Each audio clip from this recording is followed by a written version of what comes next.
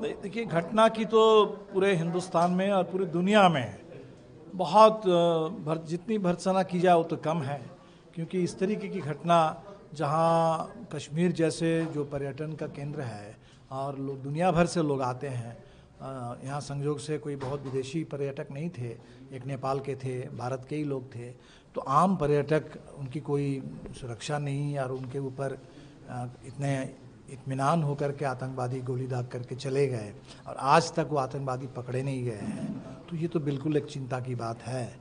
तो हमें लगता है इसमें से दो सवाल उठे हैं। एक तो इस घटना की निंदा, आतंकवादी को पकड़ना, उनको सज़ा मिले, पूरे दुनिया के लोग चाहते हैं, आम लोग भी चाहते हैं।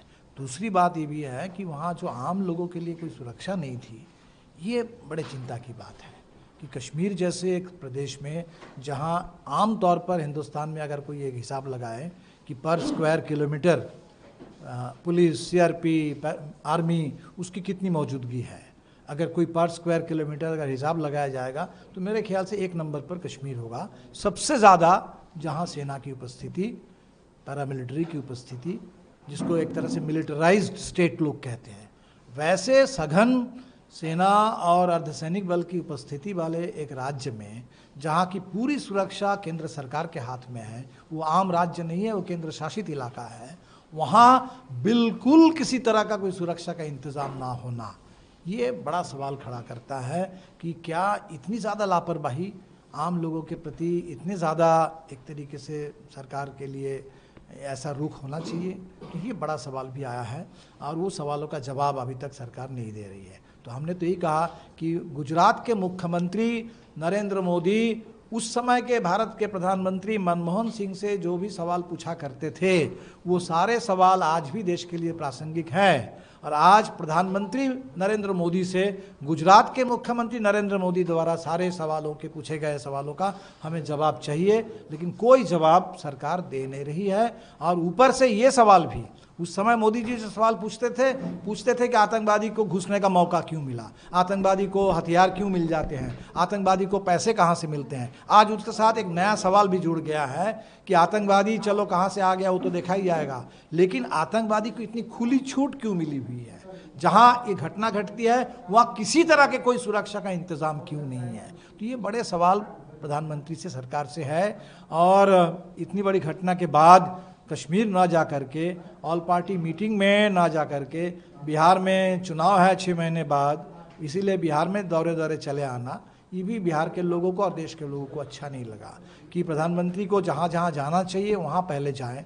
मणिपुर जलता है, मणिपुर नहीं जाते, कश्मीर में घटना होती है, प्रधानमंत्री का दौरा, शायद सरकार को कोई सूचना रही होगी, उनका दौरा जो 19 अप्रैल को होना था उसको रद्द कर दिया गया।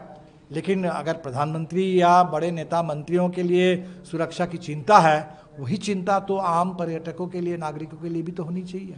आम जन से भी एक सवाल उठ रहा है कि इस बार आर या पार आपकी व्यक्तिगत राय क्या है? नहीं, आर या पार का मतलब क्या है कि आतंकवाद खत्म होना चाहिए। बिल्कुल, सवाल यह है कि आतंकवाद को खत्म करने के लिए सरकार के पास क्या रणनीति है, क्या योजना है। इस सरकार ने नोटबंदी जब की, कहा कि नोटबंदी से आतंकवाद, उसकी कमर हमने तोड़ दी, लेकिन अब उसके बाद लगातार घटनाएं घटी, उरी में, पठानकोट में,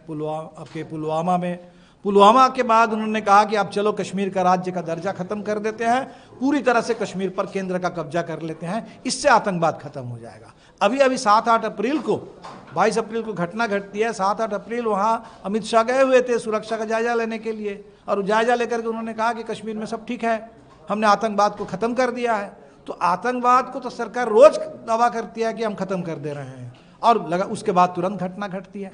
तो आतंकवाद को खत्म करने के लिए सरकार के पास कोई इफेक्टिव पॉलिसी हो, उस पॉलिसी पर कोई काम हो, उसका कुछ रिजल्ट दिखे, ये तो लोग सवाल कर रहे हैं। तो आर या पार बोल देने से क्या होगा, किसके साथ क्या आर पार आप करेंगे।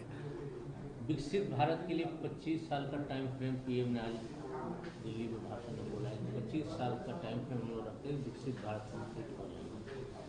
तो इसका मतलब ये है कि मोदी जी जवाब, क्योंकि 25 साल बाद भी मोदी जी जवाब देने के लिए होंगे, ये तो शायद कोई सोचेगा नहीं। इसका मतलब जो आज के सवाल उठ रहे हैं, इन सवालों का जवाब वो किसी आने वाली पीढ़ी पर आउटसोर्स करके छोड़ देना चाहते हैं। तो हमें लगता है कि देश जो सवाल कर रहा है वो आज की स्थितियों को लेकर के कर रहा है, देश को आज जवाब चाहिए। तो मोदी जी ने जो कुछ भी 2022 के लिए वादा किया था, सबके लिए पक्का मकान, किसानों के लिए डबल आमदनी, पूरे देश में हर महीना हर साल 2-2 करोड़ के रोजगार, वो जो 2014 से 22 तक किए गए वादे जो एक भी पूरा नहीं हुआ, अब उसी का जवाब तो मोदी जी दे रहे हैं। ये सब्जबाग दिखाना, ये गोल पोस्ट शिफ्ट करके 22 के 25 के सवाल को 47 तक टाल देना, ये टालने वाली नीति है और लोगों को जवाब ना देने की पॉलिसी है। इससे तो देश कभी संतुष्ट नहीं हो सकता। ये जो घटना घटी दादा पहलगाम वाली, इसमें सभी पार्टी एक साथ सरकार के साथ खड़ी रही, लेकिन उसके बावजूद कांग्रेस की तरफ से एक ट्वीट आता है जिसमें एक पिक्चर दिखाई गई है कि समय पड़ता है तो ये आदमी गायब हो जाता है। इशारा कहीं न कहीं प्रधानमंत्री की तरफ। क्या इसको आप जस्टिफाई करते हैं कि ये जो घटना है उसमें सबको एक साथ होनी चाहिए, फिर भी ऐसा ट्वीट आता है? नहीं, हमें लगता है कि देखिए, अब हम तो ट्वीट देखे नहीं हैं, लेकिन सवाल ये है कि दो बातें हैं। एक, घटना की निंदा, पूरे देश ने एक स्वर से निंदा की। कश्मीर सबसे ज़्यादा जहाँ लोग पीड़ित हैं, सबसे ज़्यादा जिनके पर्यटन को भी धक्का मिला, कश्मीर के लिए तो ये उनके मान सम्मान पहचान के साथ साथ उनकी रोजी रोटी का भी सवाल बन गया है। कश्मीर के लोग हजारों की तादाद में कश्मीर के तमाम शहरों पर सड़क पर आकर के उन्होंने विरोध किया। कश्मीर का विधानसभा, जिस कश्मीर के नेशनल कॉन्फ्रेंस को ऑल पार्टी मीटिंग में नहीं बुलाया गया, मुख्यमंत्री जब उनको कश्मीर के सुरक्षा बैठक से बाहर रखा गया, लेकिन उस विधानसभा में विशेष सत्र बुला करके लोग कर रहे हैं। तो लोग विरोध करेंगे, इसमें तो लोगों में कोई गैप नहीं है। लेकिन जो सरकार की जिम्मेदारी तय होनी चाहिए, सरकार से जो सवाल पूछे जा रहे हैं उसका जवाब सरकार क्यों नहीं दे रही है। और उल्टे जो पीयूष गोयल कह रहे हैं कि भारत के 140 करोड़ लोग, उनके राष्ट्रवाद की ये कमजोरी है, वो अभी भी उनके देशभक्ति में कोई खोट है और जिसके चलते ये घटना घटी, तो अपना जवाब देने के बजाय 140 करोड़ लोगों को कटघरे में खड़ा करना, उनके देशभक्ति को, उनके राष्ट्रवाद पर सवाल खड़ा कर देना, तो मैं समझता हूँ कि इससे ज़्यादा गैर जिम्मेदार बयान क्या होगा।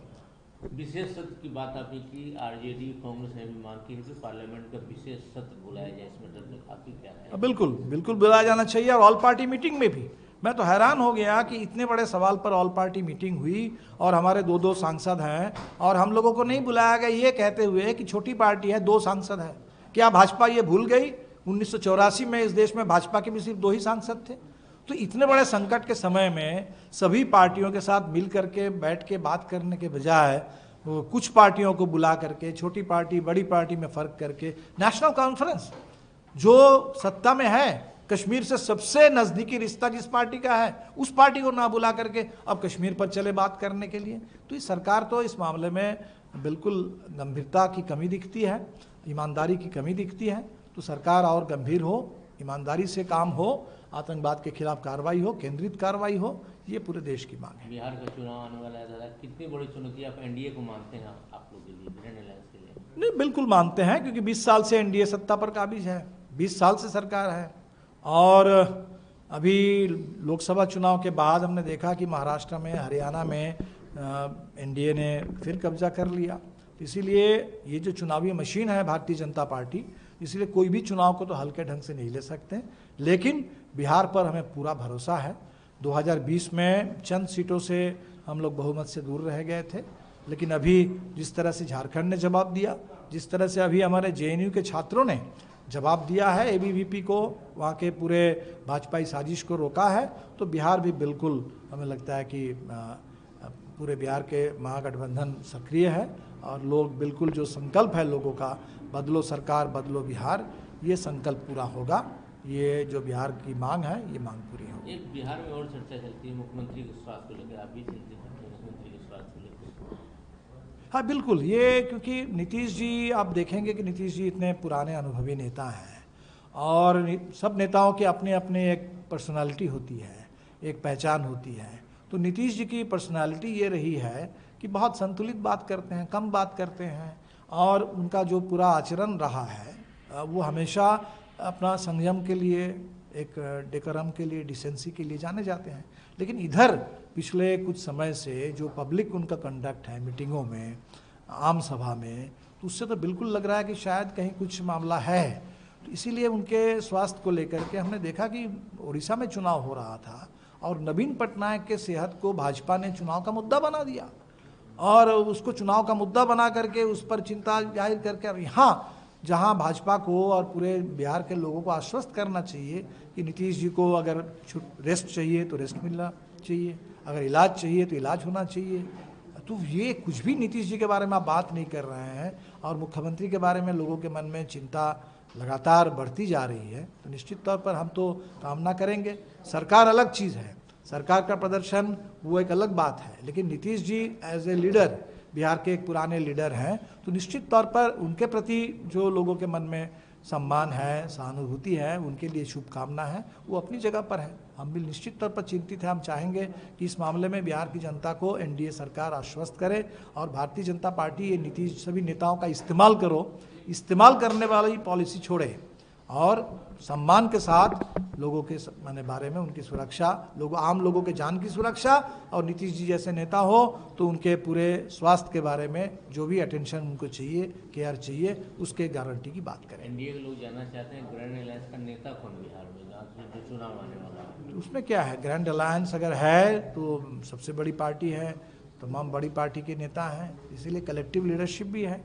तो हम तो ही कह रहे हैं कि जिस समय सवाल ये उठ रहा है कि एनडीए गठबंधन में नीतीश जी को लेकर के जो सवाल उठा है, उनके सेहत को लेकर के आम लोगों में जो चर्चा शुरू हो रही है, तो तब वहाँ तो जवाब देना चाहिए। अब यहाँ तो आप बात करने चले हैं, यहाँ एनडीए इंडिया गठबंधन पहले से बड़ा गठबंधन है, यूनाइटेड गठबंधन है और इसमें बहुत सारे नेता हैं, कलेक्टिव लीडरशिप है, कोई दिक्कत नहीं है।